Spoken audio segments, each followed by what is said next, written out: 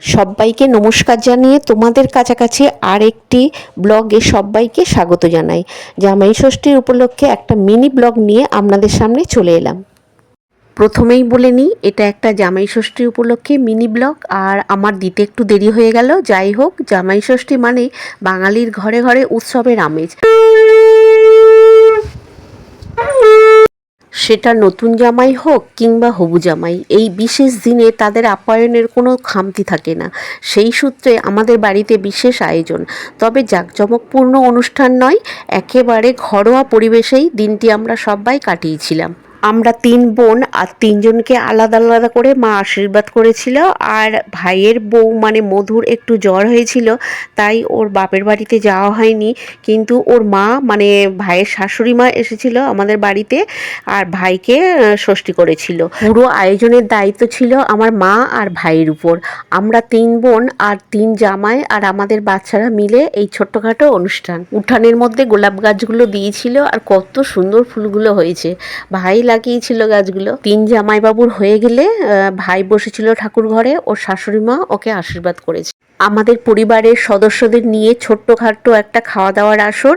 আর 3 জামাইবাবুর পছন্দের কথা মাথায় রেখে মেনুতে মাটনের বিশেষ পদের কথা ভাই ভেবে রেখেছিল। ভাই নিজের হাতে খুব যত্ন করে জামাইবাবুদের জন্য মাটনটা রান্না করছিল, আর মেনুতে আরও অনেক কিছু ছিল, সেগুলো সব মা রান্না করছিল। আর সব রান্নাগুলো মাটির উনানে হচ্ছিল। আর প্রচণ্ড গরমের জন্য আমার বোনের বর মাকে উনানের কাছ থেকে তুলে দিয়ে নিজেই রান্না করতে বসে গেছিল। ভাই বারান্দাতে বসে মাটনটা বানাচ্ছিল। আমি অনেকবার বলেছিলাম একটু ওকে হেল্প করার জন্য, কিন্তু ও তো মাটনটা খুব ভালো বানাতে পারে, আর 3 জামাইবাবুকে খুব ভালোবাসে, তাদেরকে খুব ভালো রান্নাটা খাওয়াবে বলে কারোর কাছে ছাড়তে চাইছিল না, যদি খারাপ হয়ে যায়। যাই হোক, কষানো হয়ে গিয়েছিল, আর আমার কর্তামশাই গরম জল এনে মাটন সিদ্ধ হওয়ার জন্য কড়াইতে জল দিল। আর প্রায় সব রান্না শেষ হয়ে যাওয়ার পর মা 3 রকম পাঁপড় ভেজেছিল।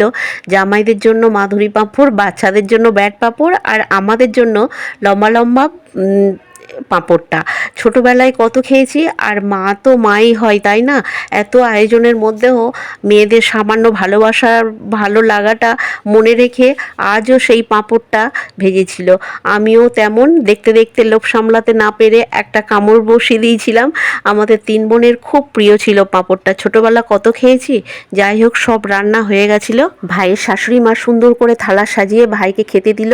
তাই ভাই একা কাঁসার থালাতে খাচ্ছে, আর আমরা সবাই মানে বাড়ির সবাই কলা পাতাতে খাচ্ছিলাম। কারণ কাঁসার থালাতে যত্ন সহকারে সাজিয়ে খেতে দেবে বলে মা 5 রকম ভাজা, 2 রকম মাছ, চিংড়ি, কাঁকড়া সব রকম যত্ন করে রান্না করেছিল।